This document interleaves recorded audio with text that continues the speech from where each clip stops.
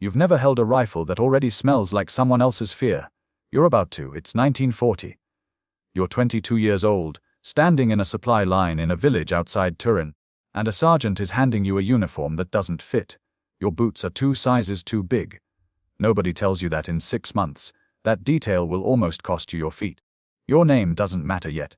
What matters is the number stitched into your jacket, and the fact that in 3 weeks, you'll be on a ship headed toward North Africa, toward a war your government promised would be short. It will not be short. You come from a farm outside Modena. Your father grows wheat. Your mother hasn't stopped crying since the letter arrived. You have a photograph of a girl named Lucia folded into your left boot, and you've already decided that's where it stays until you come home. You don't know yet that home will mean something different by 1943. Before you ship out, training lasts barely 6 weeks. Most of it is marching drills and rifle maintenance. Almost none of it prepares you for desert heat, and nobody explains what artillery actually sounds like up close. One veteran instructor, a man who fought in the previous war, pulls a few of you aside privately. He tells you to keep your water ration in your boot, not your pack. You don't understand why yet. You will. The ship crosses the Mediterranean at night. Nobody sleeps. A boy next to you, maybe 19, keeps asking what Libya looks like.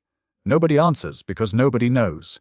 What you'll find out, in the first week, is that the sand gets into everything. Your food, your rifle, your teeth. And the heat doesn't drop at night the way you were told it would.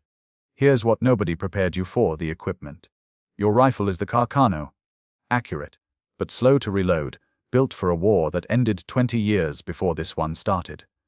Your tanks, when you see them, are smaller than the British ones rolling toward you across the desert. One soldier in your unit calls them sardine cans, and the name sticks because it's accurate. You'll watch 3 of them get disabled in a single afternoon near Sidi Bahraini, and the men inside won't all get out. But you're a soldier. You keep moving.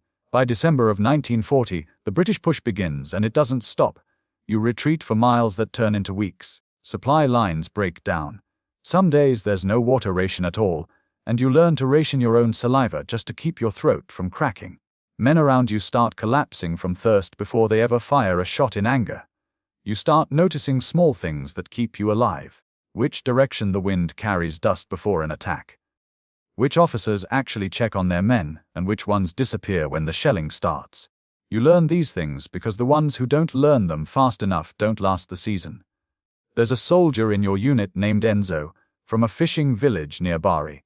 He keeps a small deck of cards in his breast pocket, and teaches half the company a game none of you had heard of before the war. On the nights before an offensive, nobody plays. Everyone notices, and nobody says why. This is the part historians don't put on the front page. This is the part you lived.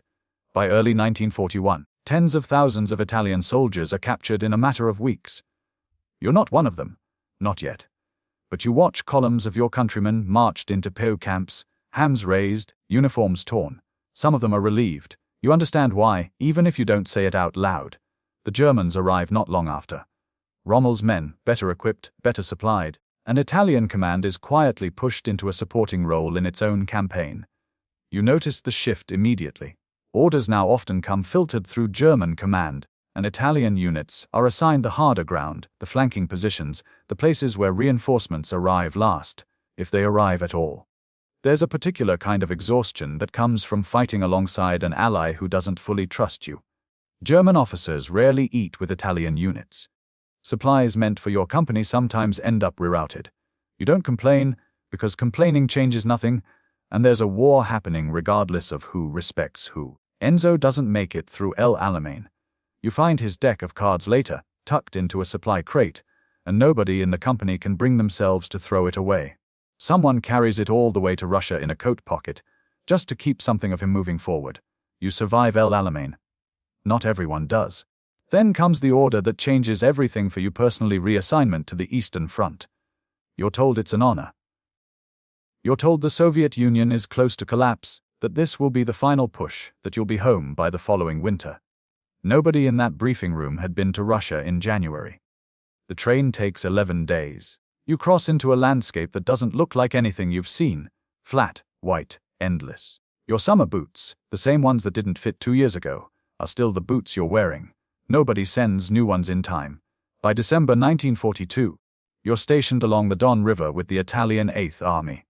Nearly 200,000 men, spread across a front line built for double that number of troops. You can feel how thin the line is. Everyone can. At night, temperatures drop so far that rifle oil freezes and weapons jam. You sleep in shifts, not because of orders, but because staying still too long in that cold can be the difference between waking up and not. A soldier in the unit next to yours loses 2 toes to frostbite before a single Soviet shot is fired at his position. Then the Soviet counteroffensive hits. It doesn't come from where anyone expected. It comes fast, and it comes with tanks nobody warned you about. Within days, the line collapses. Communication breaks down entirely. Some units don't even receive the order to retreat until the Soviets are already behind them. This is where the story most people never hear begins. You retreat on foot, through snow that reaches your knees, in temperatures that drop below -30. Men beside you lose fingers to frostbite before they lose their lives to enemy fire. You watch a friend from your original unit, a boy who once complained about the heat in Libya, sit down in the snow because he says he just needs to rest for a minute. You know what that means. Everyone in that column knows what that means. Nobody stops. The retreat lasts weeks. Food runs out first, then hope runs close behind it. Some men trade watches, rings, anything, for a loaf of bread from villagers along the road. Others simply disappear overnight and nobody asks where, because everyone already knows the answer isn't good. Somewhere along that retreat, the deck of cards that once belonged to Enzo gets lost in the snow. Nobody stops to look for it. There isn't time to grieve twice for the same man, and by then, grief has become something you carry quietly, folded into the same part of yourself as exhaustion and cold. Roughly 100,000 Italian soldiers don't make it out of that retreat. Some die from the cold. Some are taken prisoner and never come home. The ones who survive, you among them, carry something back that no medal ever accounts for. You make it back to Italy in the spring of 1943. The country you return to isn't the one you left. Allied forces have landed in Sicily. Rome is being bombed for the first time, and in July, something happens that you never expected to witness. Mussolini is arrested. The regime that sent you to Africa, then to Russia, collapses from the inside, almost overnight. For a few weeks, there's confusion mixed with something dangerously close to hope. Then, on September 8, 1943, the armistice is announced. Italy surrenders to the Allies. Here's the detail that changes everything. The one most people don't know. Nobody tells the army what to do next. You wake up one morning still wearing the uniform of a country that, as of the night before, is no longer fighting the war you thought you were fighting. German forces, your former allies, are still stationed across Italy, and within hours, they begin disarming Italian units by force. Some soldiers surrender their weapons peacefully. Others don't, and it becomes a battle between men who were sharing rations the week before. You have a choice that no training ever prepared you for. Stay loyal to a government that just surrendered. Join the Germans, who now treat you as an occupied population rather than an ally, or disappear into the hills and join a resistance movement that barely exists yet. You choose the hills. Over the next year and a half, you're part of what becomes the Italian partisan movement. Tens of thousands of former soldiers, students, and civilians fighting a guerrilla campaign against German occupation and the remaining fascist forces in the north. There's no uniform anymore, no clear front line. Just ambushes, sabotage, and the constant risk that the next village you enter could turn you in. Life in the hills means learning an entirely different kind of war. You sleep in barns, in caves, in the homes of families who risk execution just for feeding you. You carry messages between towns memorized, never written down, because a piece of paper can get an entire network of people killed. Some nights you hear German patrols pass within a few hundred feet of where you're hiding, and you learn to control your own breathing the way you once learned to control your own thirst in the desert. You meet a printer from Turin who runs a small resistance cell out of the back room of a shuttered shop. He teaches you how to forge travel documents using stolen government stamps. It's slow, careful work, the opposite of everything you learned as a soldier. No orders shouted, no clear enemy in front of you, just paper, ink, and the constant possibility that the next knock on the door isn't a courier. The photograph of Lucia is still in your boot. You've stopped taking it out as often, not because you've forgotten her, because some memories are easier to survive if you don't look at them every night. By April 1945, the war in Italy ends. The war in Europe ends weeks later. You walk home. Not by train, not by truck. On foot through towns that don't look like they did in 1940. Past people who don't quite know how to look at a soldier anymore. Because soldier stopped meaning one clear thing years ago. When you finally reach your family's farm outside Modena, your mother doesn't recognize you at first. You've lost weight you never gained back. There's a scar near your left eyebrow you don't remember getting. Your father is still alive. The wheat field is smaller than you remember. Some of it was requisitioned during the war. Some of it just wasn't planted. You take the photograph out of your boot for the last time. Lucia married someone else in 1942, a fact you learned in a letter that took 4 months to reach you in Russia. You already knew somehow before you opened it. For years afterward, you don't talk about most of it. Not the desert, not the river, not the hills.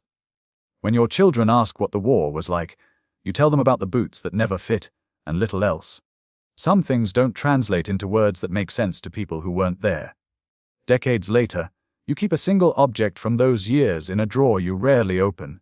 Not a medal, not a photograph, but a worn strip of leather cut from an old boot sole. Nobody in your family understands why. You've never explained it, and by now, you've decided you never will. This is what almost never gets told about the Italian experience of World War II. Not the strategy, not the maps, not the names of generals. The retreat through snow with summer boots. The morning you woke up on the wrong side of your own alliance. The choice to disappear into hills you'd never seen before, because staying meant choosing a side that no longer made sense. Nearly 1 million Italian soldiers served across multiple fronts during the war.